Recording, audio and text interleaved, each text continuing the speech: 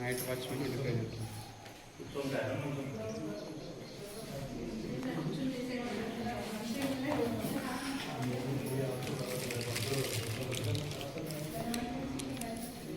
కమ్మాయినా ఉంది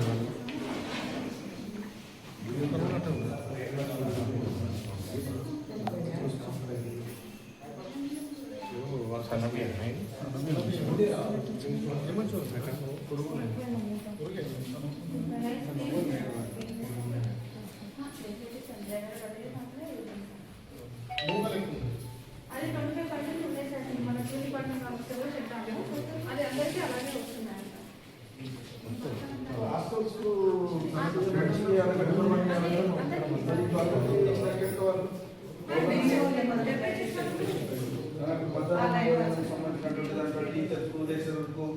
అందరికీ ఇవే ముఖ్యమైన బియ్యమో ఇవే ఇచ్చుకుంటూ ఆ టీచర్లను మా శక్తులు కూడా రాలని చంపుతారు కదా. చెప్పినంత క్వాలిటీ ఏం రాదు.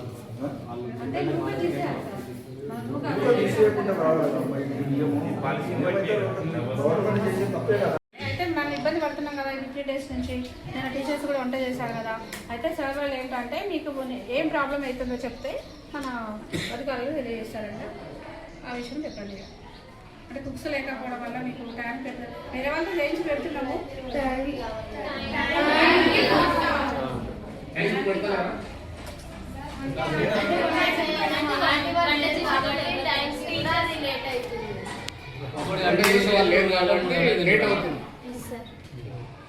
మీకు ఎగ్స్ మనకి ఇస్తారా? చికెన్ ఎగ్స్ చికెన్ పెట్టట్లేదా? మరి కొంతమంది సౌండ్ చేయట్లేదు.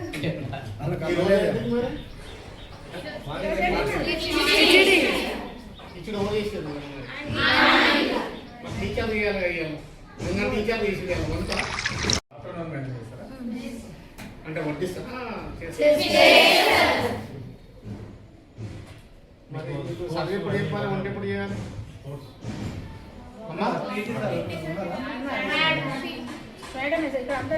అమ్మ ఒకటి చెప్పండి, నాకు టీచర్ చదువు చెప్పాలి కదా, మరి వంట ఎప్పుడు చేయాలి? మీకు వరకు అంటే చదువు చెప్పకుండా ఉంటే వంట చేయాలి. పోయి ఏదో ఒకటి ప్రాబ్లం అయితే ఏదో ఒకటి తగ్గించుకోవాలి.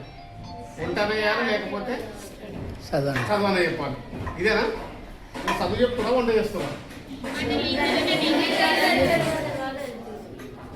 వంట చేస్తూ రానప్పుడు టీచర్స్ చేస్తారు.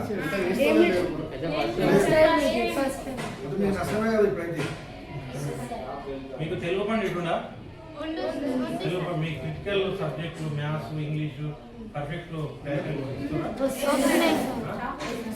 లేకపోతే డిక్టేషన్ మీద తెప్పిద్దాం. ఉన్నారా? మరి వాళ్ళు ఇట్లా ఏమన్నా బియ్యం పప్పులు ఉప్పు బయటపోతున్నాయా, లేకపోతే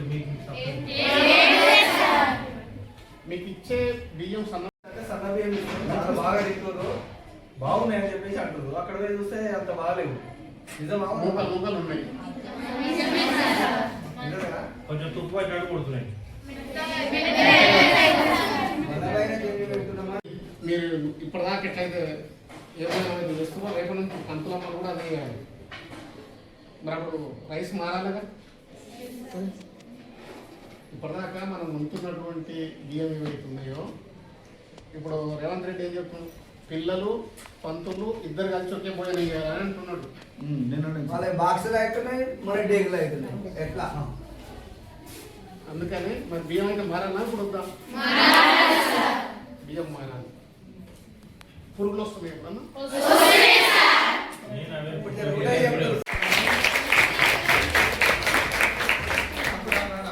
వస్తున్నటువంటి బియ్యంలో అన్నం వండిన తర్వాత పురుగులు వస్తున్నాయా, వస్తలేవా? కొంతమందికి వస్తున్నాయి సార్ పురుగులు వస్తున్నాయి.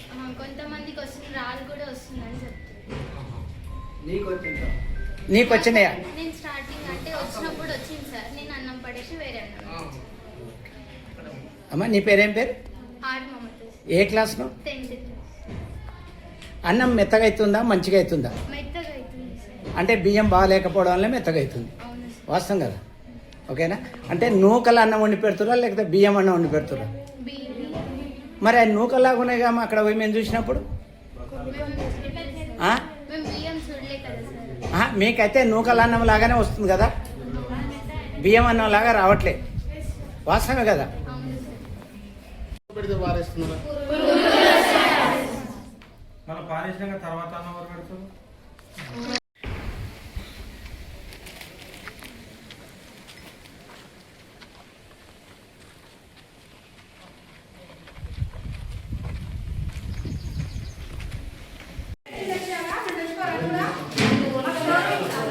అప్పుడు కొత్త బస్తాలు బాగా వేసి సపరేట్ వచ్చింది.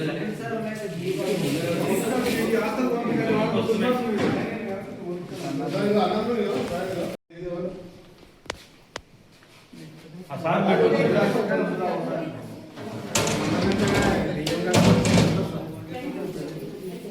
రైస్ మార్చాలి. రైస్ మార్చాలి.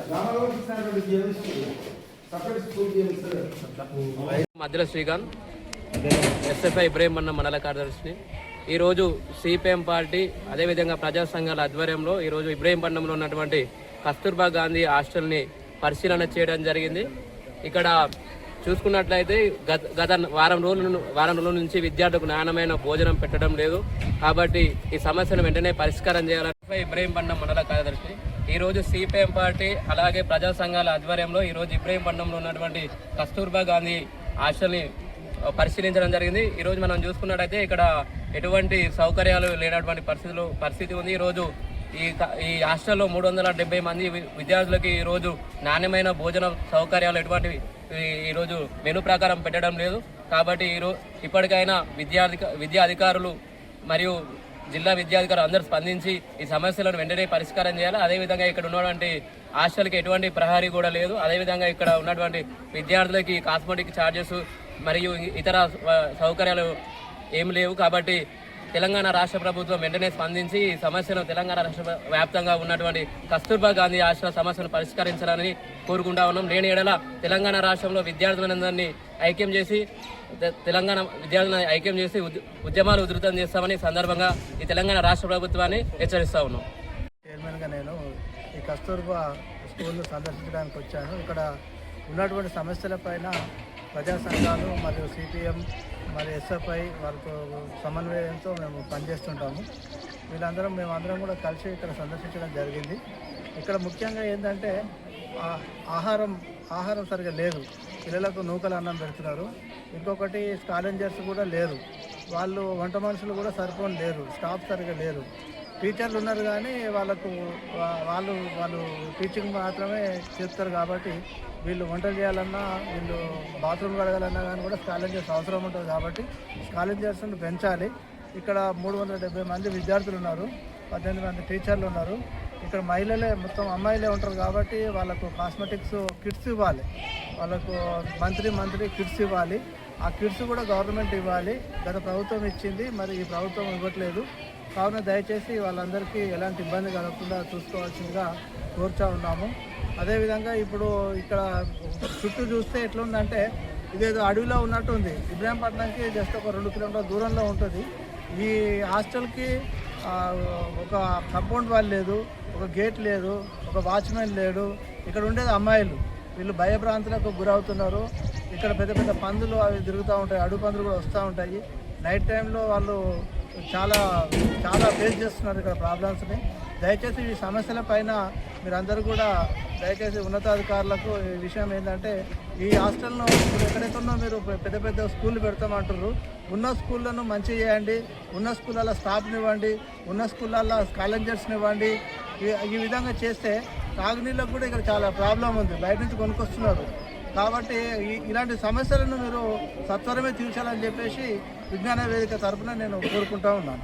కార్యదర్శిని. ఇబ్రహీంపట్నంలో ఉన్నటువంటి కస్తూర్బా హాస్టల్లో అనేక సమస్యలు ఉన్నాయి. హైదరాబాద్కు కోతవేటు దూరంలో ఉన్నటువంటి ఇబ్రహీంపట్నం కేజీబీ హాస్టల్లో ఈరోజు అన్నం సరిగా లేదు, సన్న బియ్యం అని చెప్పేసి ప్రభుత్వం చెప్తా ఉంది. ఈరోజు ముక్కిపోయినటువంటి బియ్యం ఇస్తున్నటువంటి పరిస్థితి ఉంది. ఇక్కడ 360 మంది ఉన్నటువంటి అమ్మాయిలు విద్యార్థులు ఉన్నారు. వీరికి ఇక్కడ రక్షణ కరువైంది. ఈ రక్షణ కోసం చుట్టుముట్టు కాంపౌండ్ వాళ్ళు లేకుండా ఈరోజు అనేకమైనటువంటి విష సర్పాలు కూడా ఈ హాస్టల్ స్కూల్కి రావడం అనేటువంటి జరుగుతూ ఉంది. కాబట్టి వాళ్ళు వంటకు సంబంధించినటువంటి వర్కర్లు కూడా ఈరోజు బంద్ అయ్యారు. వారం రోజులు అవుతూ ఉంది. కాబట్టి వెంటనే కొత్త వర్కర్లను నియమించి వారికి పౌష్టికాహారం అందించాలని చెప్పేసి కోరుతా ఉన్నాం. అదే రకంగా ఈరోజు సన్నబియ్యం అని చెప్పేసి చెప్తున్నటువంటి రేవంత్ రెడ్డి గారు ఈరోజు ఇబ్రహీంపట్నం కస్తూర్బా హాస్టల్కి వచ్చి ఒకసారి సందర్శించండి.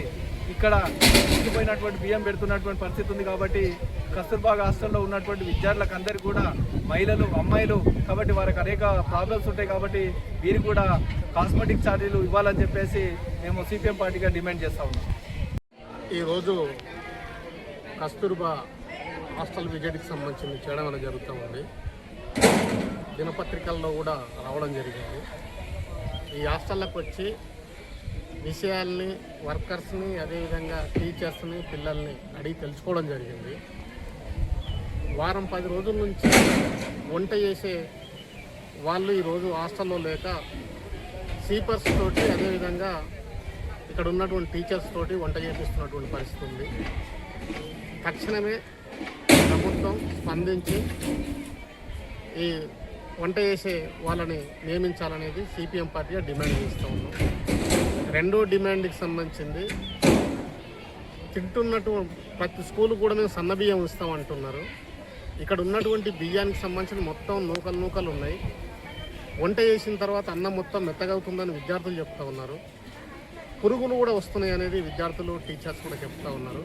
అందుకనే స్కూళ్ళకి ఇస్తున్నటువంటి బియ్యానికి సంబంధించింది సన్న బియ్యం నూకలు లేకుండా ఇవ్వాల్సినటువంటి బాధ్యత ఈ ప్రభుత్వం మీద ఉందని తెలియజేస్తూ ఉన్నాం. మూడో దానికి సంబంధించిన దాంట్లో ఇక్కడ హాస్టల్ ఉంది, ఆటలాడుకోవడానికి క్రీడా మైదానం లేదు. మరి ఇక్కడే గర్ల్స్ హాస్టల్ ఇవన్నీ ఉన్న సందర్భంగా కనీసం కాంపౌండ్ వాళ్ళు లేకుండా సెక్యూరిటీ లేనటువంటి పరిస్థితి మాకు కనిపిస్తూ ఉంది. అందుకనే తక్షణం కాంపౌండ్ వాళ్ళకు సంబంధించింది నియమించాలి.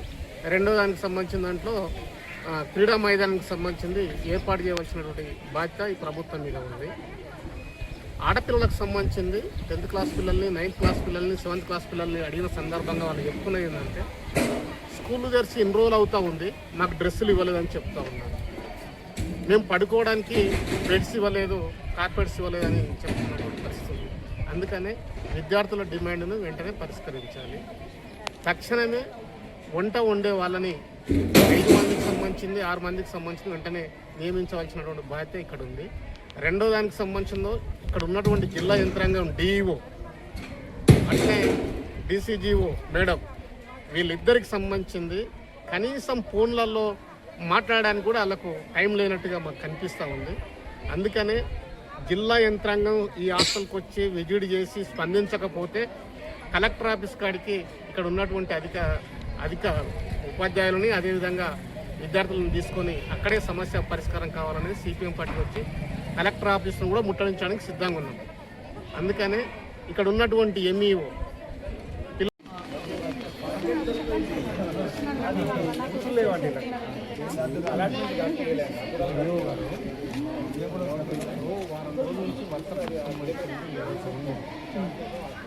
ఇప్పటికీ వాళ్ళు పెట్టకపోవడంతో ప్రభుత్వం వాళ్ళు పెట్టకపోవడంతో టీచర్లు 2 రోజుల నుంచి వంట చేస్తున్నారు, టీచర్స్ తోటి వంట చేస్తున్నారు. అంటే వాళ్ళు టీచర్లు మరి ఎట్లా చెప్పాలి, వంట ఎట్లా చేయాలి? ఇప్పుడు మనలో ఫోన్ చేశారు నాకు